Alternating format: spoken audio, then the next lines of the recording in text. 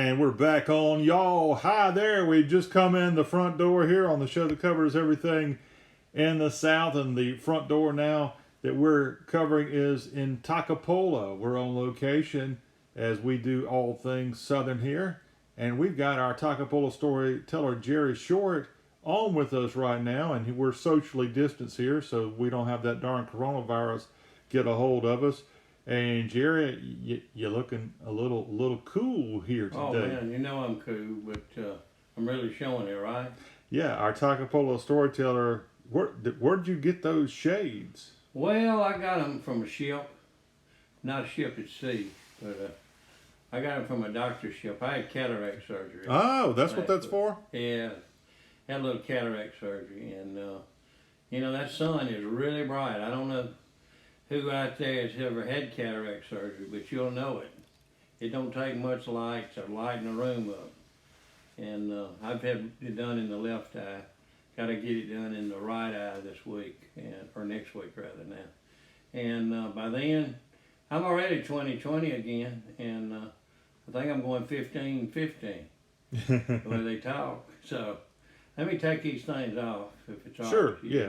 If you don't make us sick. No, well I may do that because my eyes it Oh, starts yeah. to be a little bright. I don't see any bloodshot No, going on. he did a great job, Dr. Ship in Oxford. He did a great job, and he even called me to see how I was doing after surgery, which Always important. is well, it's unusual. I don't know if I've ever had a surgeon call me before. Or anybody like that. So, Yeah. Anyway, that's where I am with this. I'm kind of at half speed outside now. I'm kind of an inside person till I get where I can see really good without these glasses. I hate to go around with these things up. Reminds me of a friend in high school that always wondered why he wore them. I don't know what his situation was, but it stands out. Don't take it personal, Jerry, but you're looking good there. You may not be able to tell you're looking good because of your eyes, but yeah, looking sharp. Looking sharp. I can see it. You know that this is the one they operate on, the left one. Mm-hmm. And if I put a cover up, if I cover the good one, which I thought was a good one, which is a bad one now, I can actually see better out of the bad one that's a good one now. If that makes any sense. It does. Okay. And so I'm looking forward to getting this other one operated on this coming week.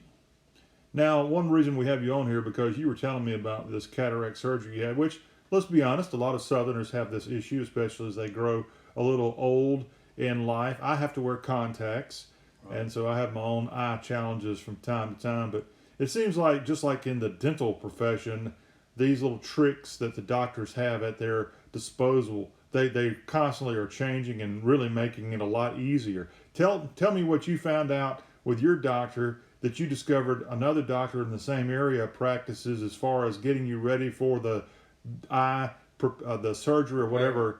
One uses a needle and one doesn't. Yeah, and I had two brothers had one. One had one with the needle doctor, and one had one with the eye drops doctor that did in your eye.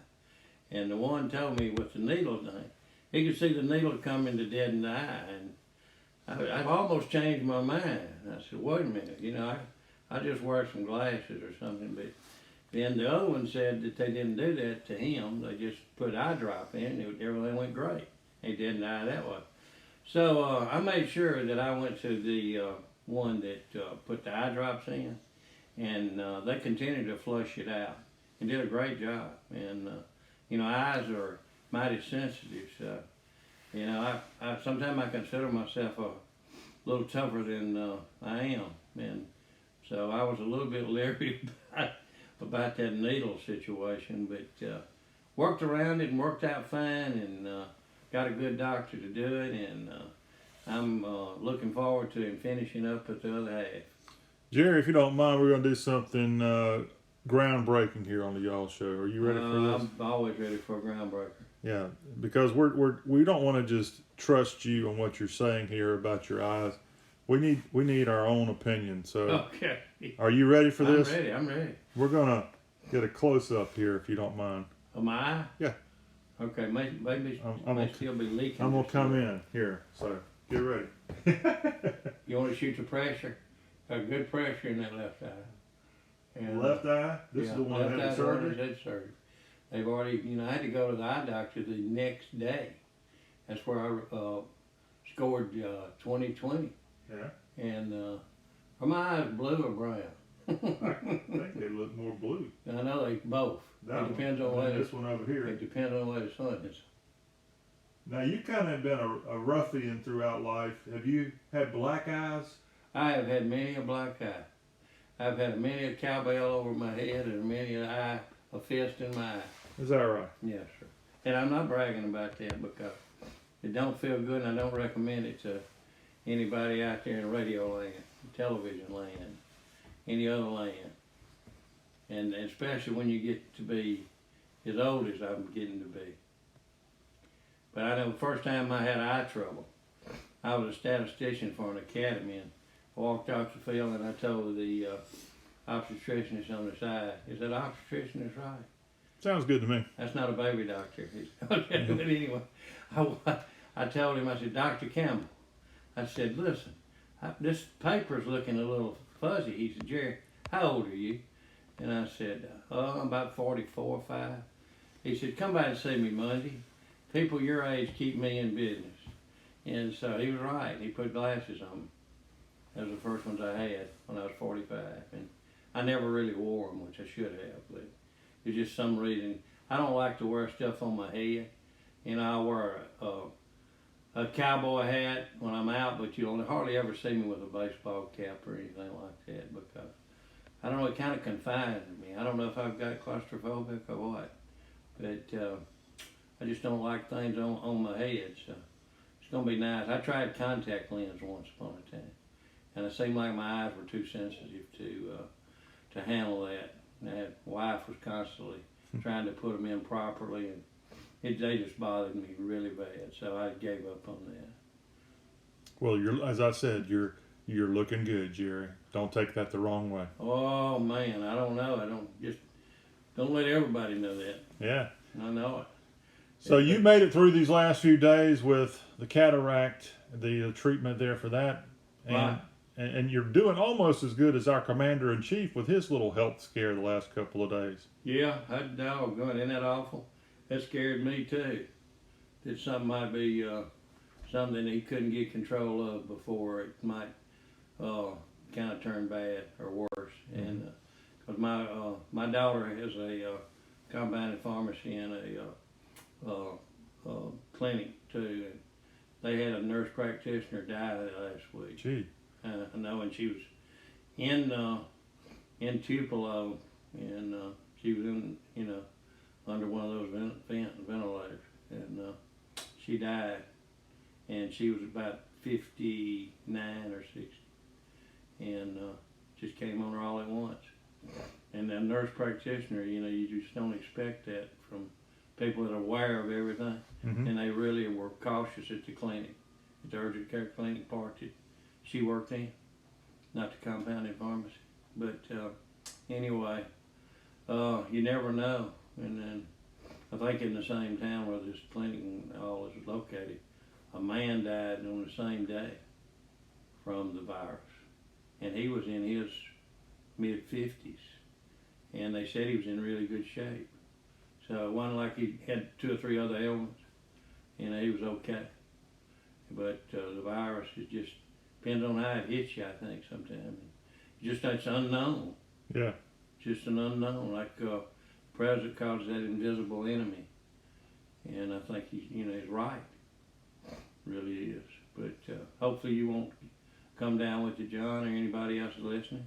May have already had it. That's why this thing is so unusual and so hard to put a finger on, because it's something we've never really seen, at least since 1918, 1919 with the Spanish outbreak of that time period. And who knows the answer? And we were already seeing, I saw the news earlier where New York City is looking to have some more lockdowns coming about there.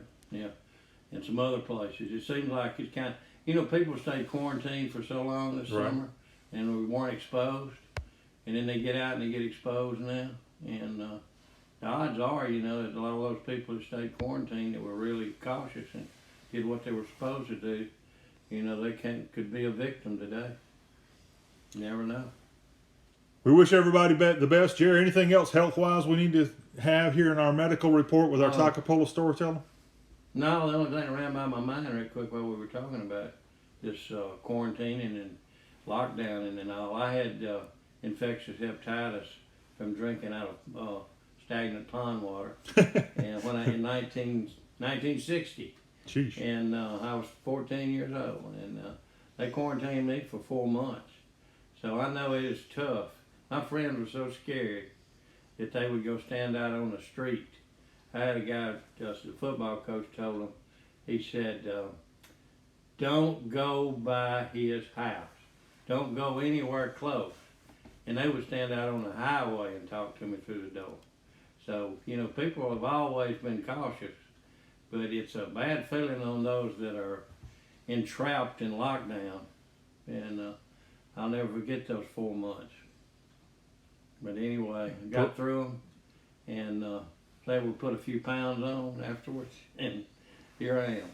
Perhaps that advice was just stay away from Jerry Short, period, hepatitis or not. That could have probably been the case. Jerry, good to see you. Glad we could catch up with you for a health chat here today. Well, that was good. I'll tell you, I need to get on back to medical school anyway. I got a few courses I need to look over and make sure I can pass them tomorrow. All right, well, we'll see you when maybe your eyes are better and this whole virus is a little bit further behind us. Well, I appreciate it and glad to see you, and stay well. All right, everybody, our Toccopola Storyteller, Jerry Short. And more of the Y'all Show will continue right after this.